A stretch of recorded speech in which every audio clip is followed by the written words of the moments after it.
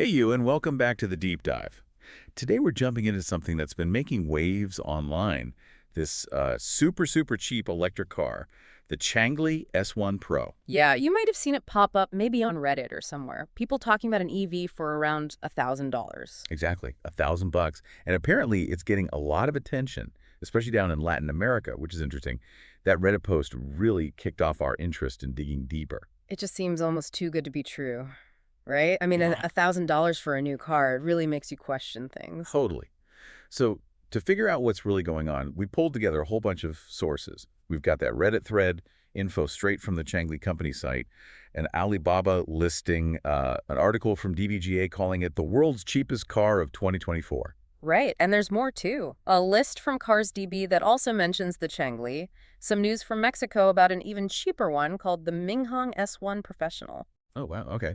Plus, an Autopian piece on how these are inspiring similar imports to the U.S., a driving review from Heat Map News, and a Tech Radar article that, well, points out a pretty significant catch if you want one in the States.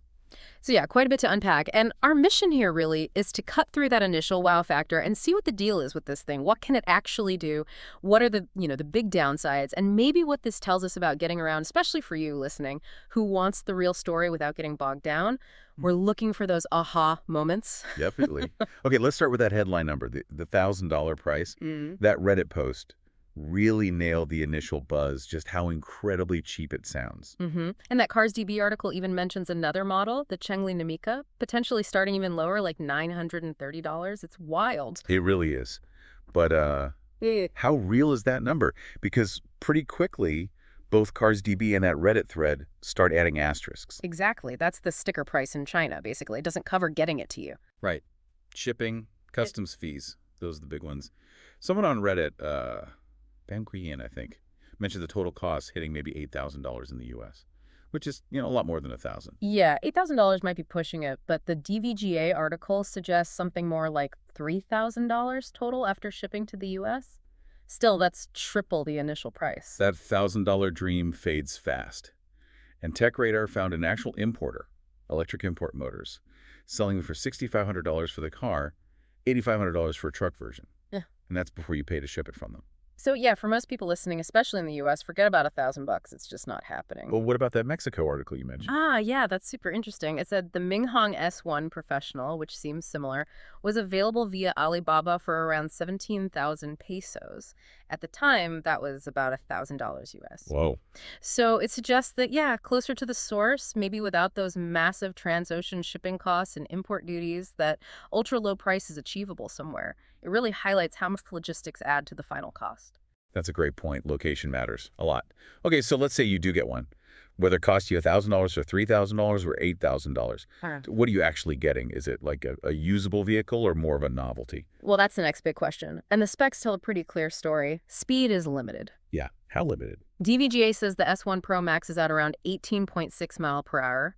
CarsDB puts the Namika at 23 mile per hour. Tech Radar and Reddit suggest maybe 25 mile per hour for the imported ones. So neighborhood speeds, basically. Okay, and range, how far can you go? Also not very far. DVGA estimates 25 to 31 miles for the S1 Pro. CarsDB says 28 for the Namika. Tech Radar clocked the imported car around 20 miles, though the truck version apparently gets closer to 40. Still, short hops only. And the power, I saw something about 1.1 horsepower, is that right? For the basic S1 Pro, yeah, DVGA mentions that tiny 1.1 HP motor, which not much at all. Barely more than a lawnmower. Pretty much. Although, interestingly, that Alibaba listing we saw for a different S1 Pro model claims a 15-kilowatt motor that's about 20 horsepower and a lithium battery. So there might be different versions out there with significantly different specs. Okay. That's a big difference.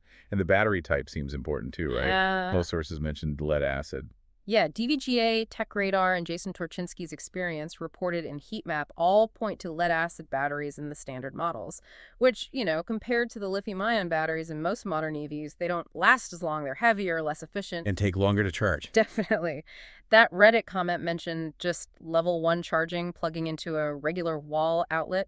DVGA says 7 to 10 hours for the lead-acid S1 Pro.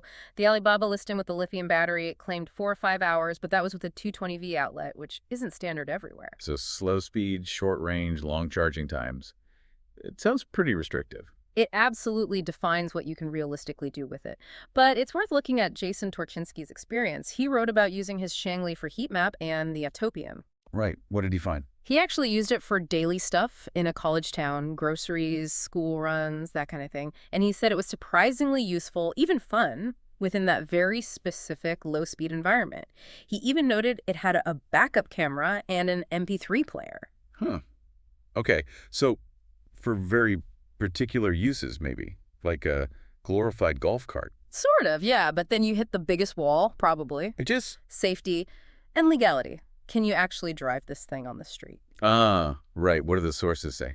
Well, that Reddit comment from Sarah Kalan was blunt. Yeah. Said they aren't even street legal in China without plates and are unsafe for main roads. And TechRadar really hammered this home for the U.S. market. How so? They pointed out that the imported ChangLis just don't meet the Federal Motor Vehicle Safety Standards, the FMVSS. Those are the basic safety requirements all cars need to meet to be legally sold and driven on public roads in the U.S. Oh, no. They're not street legal in the U.S. Nope. Not as regular cars, anyway.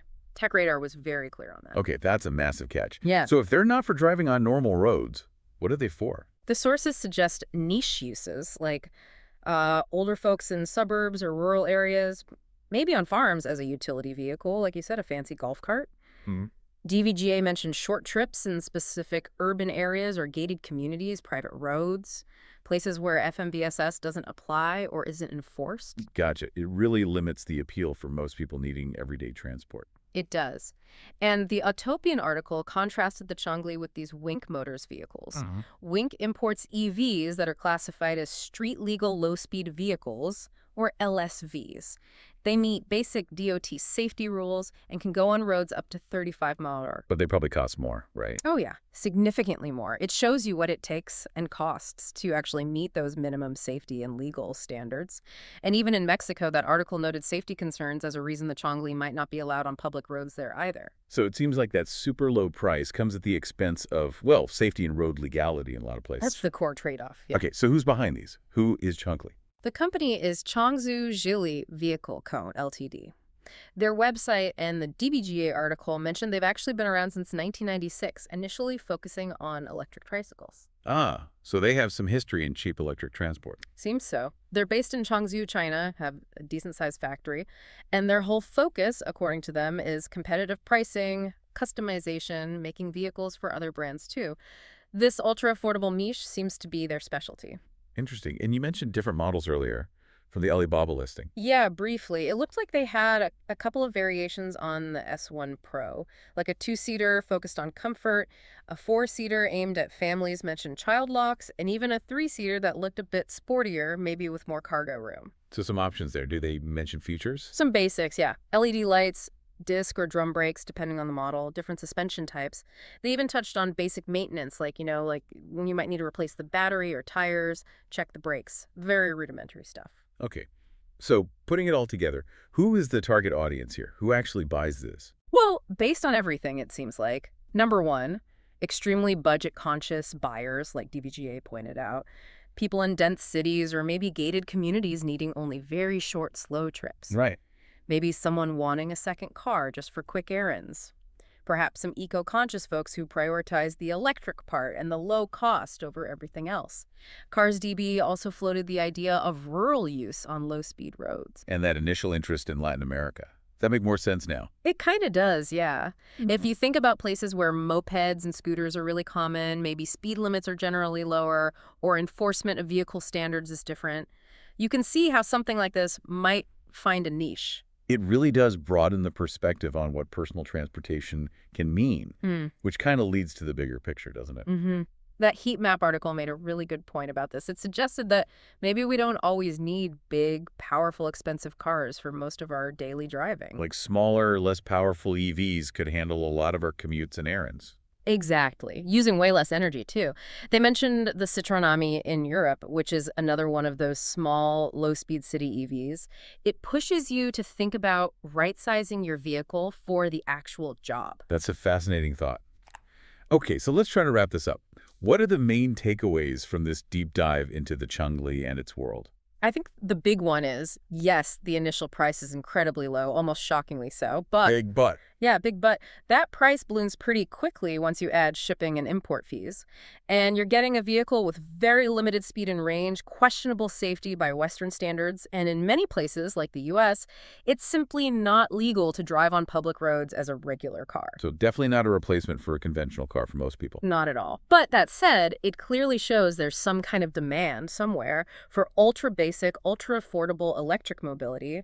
It could work for very specific niches, certain communities or regions with different needs and It really regulations. highlights those trade-offs. Yeah. Cost versus capability versus legality versus safety. Lots of aha moments Yeah. there, I think. For sure. Which brings us to maybe a final thought for you listening. Considering everything we've uncovered from these sources, what's the actual value proposition of an EV that starts at $1,000? And maybe more fundamentally, what kind of shifts in how we think about transportation would need to happen for these kinds of minimalist vehicles to become more than just a curiosity? Definitely something to chew on. Well, thanks for diving deep with us today. We hope you found this look into the world's cheapest EV insightful. If you did, please hit that like button. It really helps us out. And be sure to subscribe so you don't miss our next deep dive. Oh, and click that notification bell too. Yeah, subscribe, like, notify, all that good stuff. We really appreciate you joining us. We'll catch you next time for another analysis.